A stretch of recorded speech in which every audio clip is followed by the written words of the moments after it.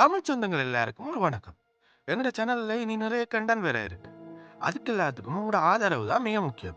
எங்களோட சேனலை யாராவது சப்ஸ்கிரைப் பண்ணாம இருந்தீங்கன்னா ஃபர்ஸ்ட் சப்ஸ்கிரைப் பண்ணிருங்க. அதை விட இன்னைக்கு நான் உங்களுக்கு ஒரு குட்டி கதை சொல்ல போறேன்.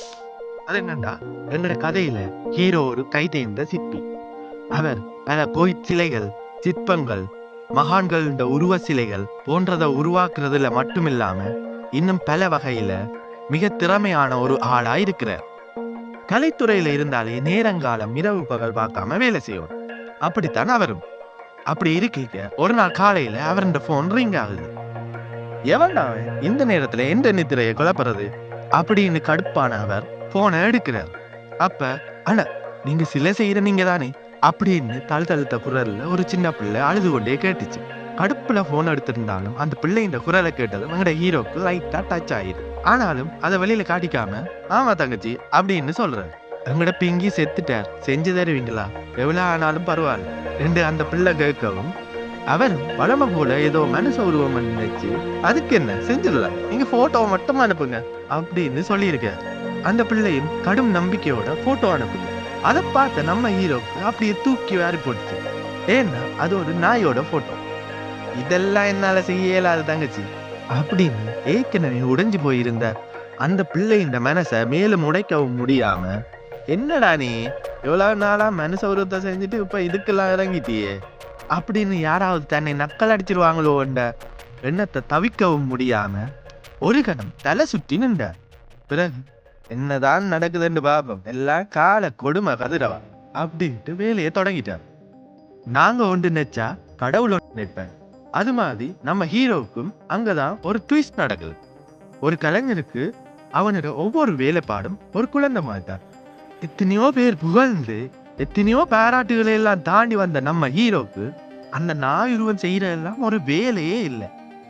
அப்படித்தான் அவர் நினைச்சார். ஆனாலும் ஒவ்வொரு நாளும் அந்த வேலை நடக்க நடக்க அவரோட அந்த நினைப்புகள் எல்லாம் காணாம போய் கடவுளே வந்து அவன் பின்மண்டையில தட்டி அங்க பார் என்று காட்டின மாதிரி ரெயின் ஒர்க் எல்லாம் முடிக்கவும் நான் தாண்டா பிங்கி அப்படின்னு அவர் வச்ச கண்ணாலேயே அந்த சிலை அவரை முழுசி பார்த்துச்சு. அவர் பிடிக்காம மூமெண்ட் செய்ய வெளிக்கிட்டு இருந்தாலும் அந்த பொண்ணு பிங்கி மேல வச்சிருந்த பாசம் அவ குடல் வழியா இவரண்ட ஆள் மனசுக்கு கடந்து போய் இப்ப அந்த பிங்கியே உயிரோட வந்து இருக்கிறத போல அந்த சிற்பம் அவ்வளவு உயிர்ப்பா வந்திருந்தது. அவர் இதுவரைக்கும் எவ்வளவோ வேலைகள் செஞ்சிருந்தாலும் இந்த பிங்கிய மட்டும்தான் கொடுக்க விருப்பமே இல்லாம கனத்த மனதோட அந்த பொண்ணுகிட்ட கொடுத்தார்.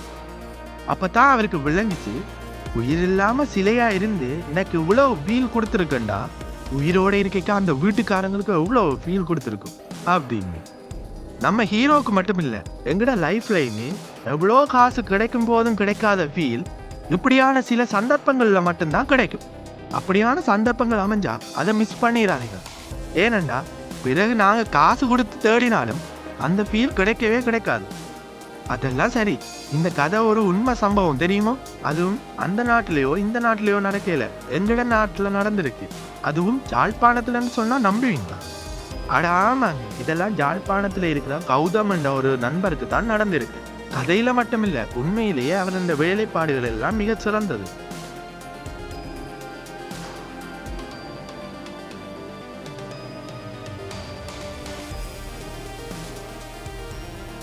சரி, இது போல நான் வேற ஒரு சுவாரஸ்யமான கதை விடுவேன். எங்க சேனலை சப்ஸ்கிரைப் பண்ணாம இருந்தீங்கன்னா சப்ஸ்கிரைப் பண்ணிடுங்க. டாடா, பாய் பாய்.